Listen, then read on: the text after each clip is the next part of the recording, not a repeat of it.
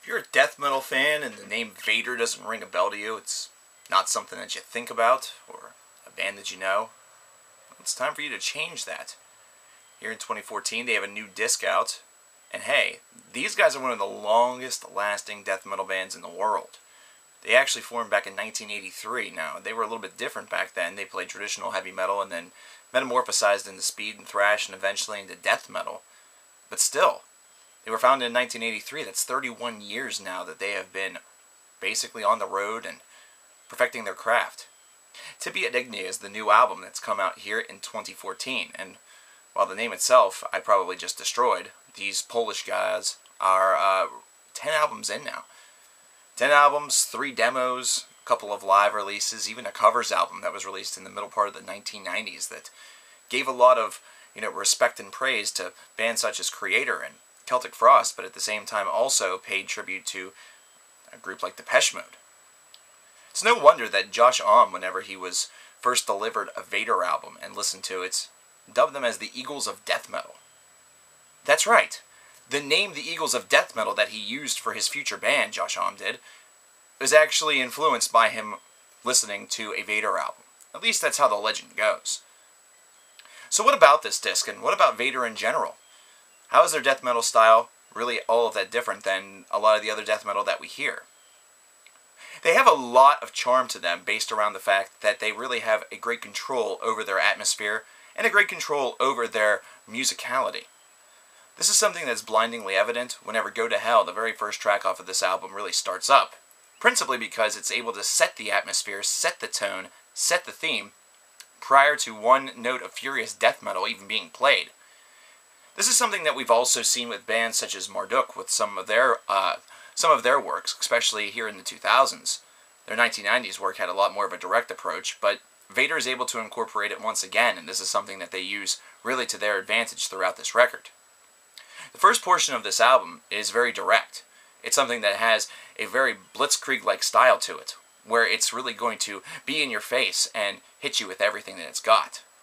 The second portion of this album is where things really, really do get a lot more interesting, though, at least in this reviewer's opinion. And I don't mean interesting as in the first part of the album is a slouch. I mean interesting in the fact that they expand their horizons a little bit. They expand those song lengths to near 7 minutes in one case, and really near 5 in a couple of others, as opposed to sticking to the 3 to nearly 4 minute format. And the result is actually fantastic. The solos become a little bit more furious, and while the tempo does soften a little bit, it only softens in its cadence. It's instead not something that softens whenever it comes to the blitzkrieg-like delivery. Because of this, this is a portion of the album that really has not only a trademark tone to what Vader's been able to accomplish ever since Litany from the first part of the 2000s, but also is able to deliver all of the staple sounds that they've really grown, and really the fans have really grown to appreciate and love about this band.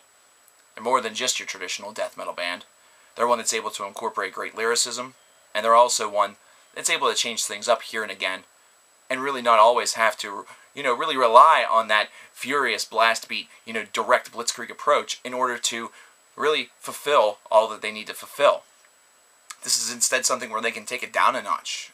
Reminds me a lot of, early albums from the 1990s from Slayer, songs such as South of Heaven, where instead of it being the furious breakneck pace that you've probably heard on, albums such as Rain and Blood, they opted to kind of, slow it down a little bit and give it a little bit more atmosphere.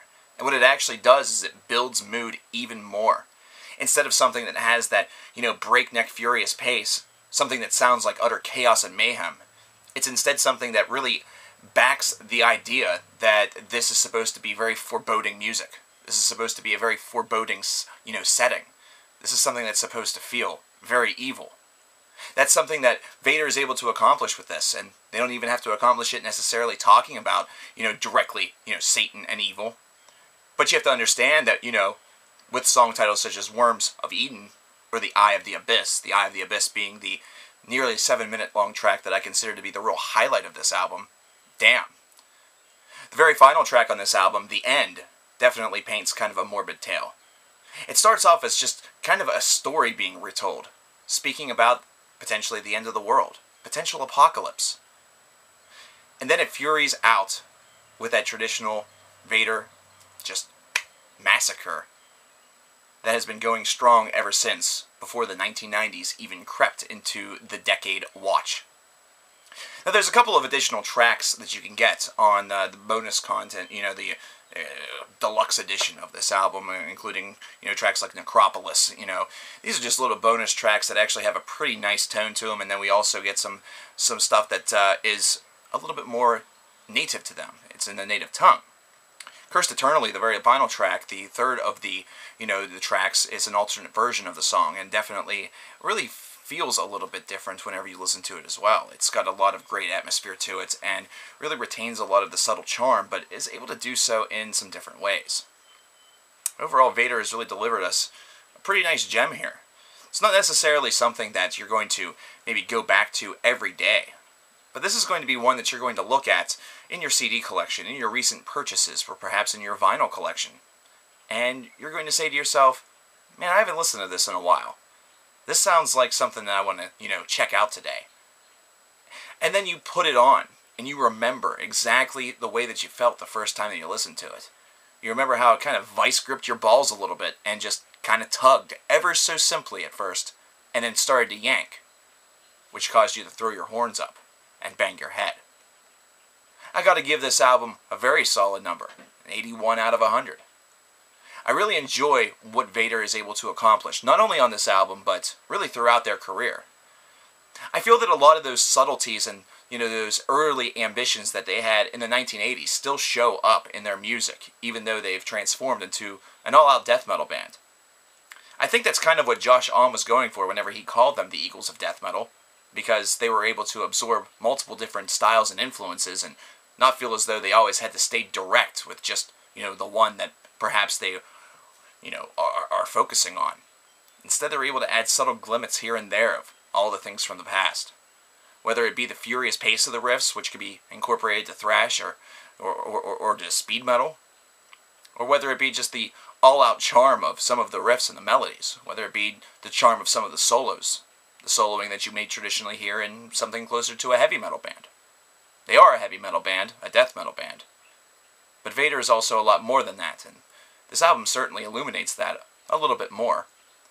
Their career certainly illuminates that as you traverse through it, and it's certainly one that I recommend. What was your favorite song off of this album? What's your favorite Vader album, period? Is this your introduction to Vader, or have you known them for a long time? Let me know in the comments, and I'll see you guys tomorrow.